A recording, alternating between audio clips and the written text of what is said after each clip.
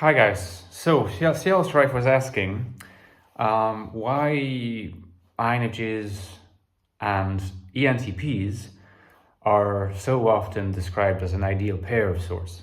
And it's an interesting question I addressed a few years ago, and my view has evolved since then. That's why I think this is a good opportunity to return to the question.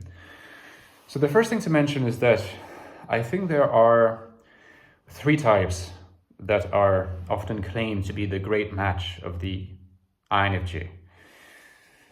Those three types are INTP, ENTP, and ENFP. And there's different reasons why. And my views on whether this is justified for this, that, or the other type are also kind of be a little bit they are going to be a little bit divergent. Here we're going to focus on ENTPs because that is the question that's been asked, and it's an interesting question. So a few years ago, maybe 3 or 4 years ago, when I last discussed this topic in depth, I was enthusiastic on defending the view that indeed INFJs and ENTPs are made for each other in some way, that it can make each other grow, and that it's a potential golden pair. Well, my views have changed a little bit since then. Again, also partly linked with this idea that my theorizing, my discussions of the INFJ type, the INI dominant type, is more bottom up in terms of how it's built than top down. I have to rely on experience, and I have to rely not just on my experience, but on the testimonies of a lot of people that I interact with, mostly INFJs. There's some ENTPs too, of course. And one of my best friends is in fact the ENTP. And so, having said this then, I am compelled by the facts, as far as I have collected them, to say that it does not seem to be so very true. Your average INFJ is not going to be particularly eager to pursue ENTPs, and the reverse is certainly also going to be true. The ENTP is not necessarily going to pursue the average INFJ. So whether at the average level, INFJ and ENTP represents a great match or an ideal couple is seriously to be questioned. I am not talking here about the relationship that INFJs have with INTPs or with ENFPs. I can sort of keep that for other videos, other discussions. But when it comes to the INFJ-ENTP coupling, again, I think it's the facts that compel me to come to this conclusion. And I would be eager if you guys could let me know in the comments if you agree or if you don't. I have a suspicion that you probably will agree, but in which case my intuitions will have proved correct. But I'm always willing to update them in light of new evidence.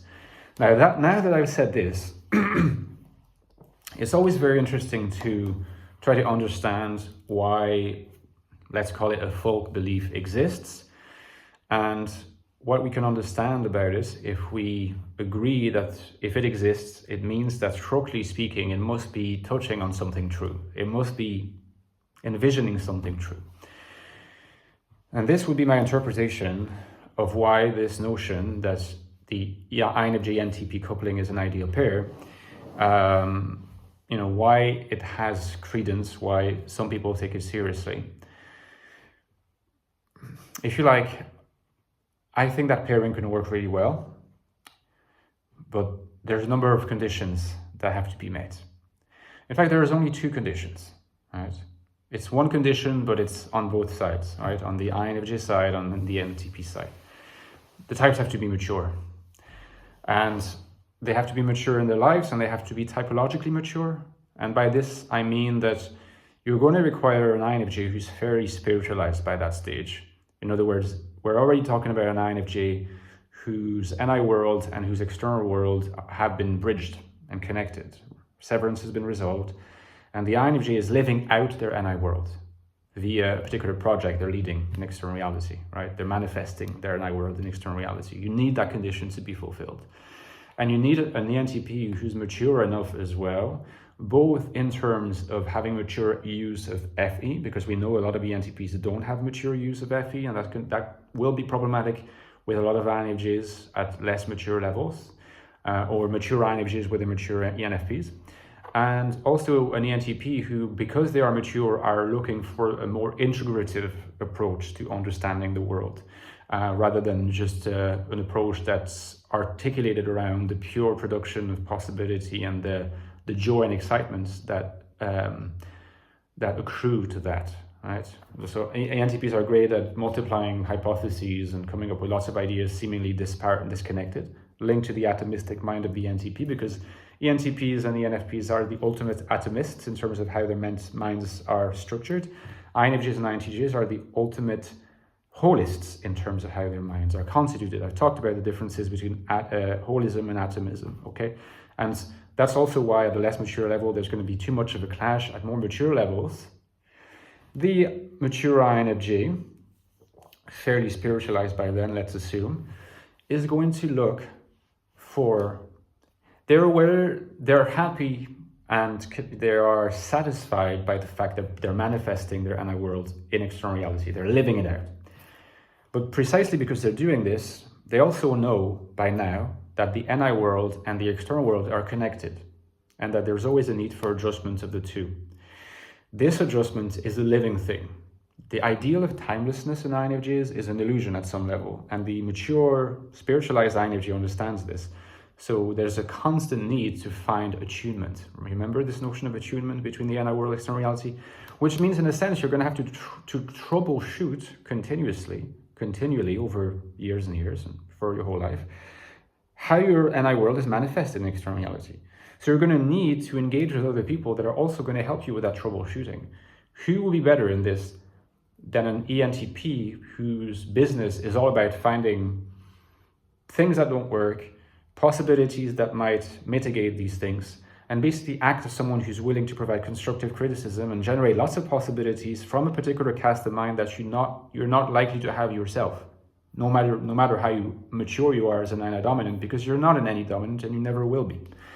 So the strength of the ENTP here is going to be able, and TI is going to help here too, unlike the ENFP, to help you troubleshoot. On the side of the ENTP, the mature ENTP wants a more integrative approach to how they explore the world. And so in a sense, they are ENTPs who are aware of the ultimately existentially not completely satisfying attitude of just constantly generating possibilities without ever integrating them, okay? What better than a holistic INFJ who's able to manifest their holism in external reality so that it can be actually felt, it can be tangible to the ENTP. That's very yummy for the ENTP. They're going to find that very exciting, and it's going to help them focus. And because they're mature, they're going to be less likely to lose their focus and move on to other things, something that would happen in the case of less mature ENTPs and would massively frustrate INFJs. And so here you have the perfect adequation between the ultimate troubleshooter for the INFJs and our manifestations in external reality, and at the same time, that manifestation externality of holism being like the dream situation for an ENTP, mature ENTP in quest of more integration for their own understanding of external reality. And here you have a golden pair, and here you have an ideal connection. But for this ideal connection to work, in a sense, you need ideal INFJs and ideal ENTPs, or if you want to be a little kinder and more realistic, mature INFJs and mature ENTPs. So hopefully this explanation was interesting to you and insightful. Let me know in the comments. Give me a like if you enjoyed it. And don't forget, I've written 2 books on INFJs. You know, I like writing books on INFJs. My latest one is The Infinite Soul, INFJ Life in a Modern World. Look at this book. Oh my God, a galaxy. Is this the sun? How INFJs can find happiness, value, rich lives, purpose and meaning while remaining authentic in the modern world, even though it seems so hostile. This is the book to get. And by the way, the link is below. And if you have the book and haven't reviewed it yet, I would benefit hugely from your review. It takes only like 30 seconds or a minute for referencing purposes. So please consider it. The prequel is The Ecstatic Soul, the deepest look at the INFJ mind you'll find online. What is it like to be an INFJ, to have an INFJ kind of consciousness? It's very in-depth. And the link is also below. There's lots of reviews. You can check that other people have enjoyed it. And as usual, the lifeblood of my channel, what helps it keep going is my donations that very kind people are making. I'm grateful to that. My Patreon link is right below. There's also a sort of one-off donation PayPal link. You can access bonus content. You can interact with me and make suggestions. Consider it. And I'll see you next time, guys. Bye-bye.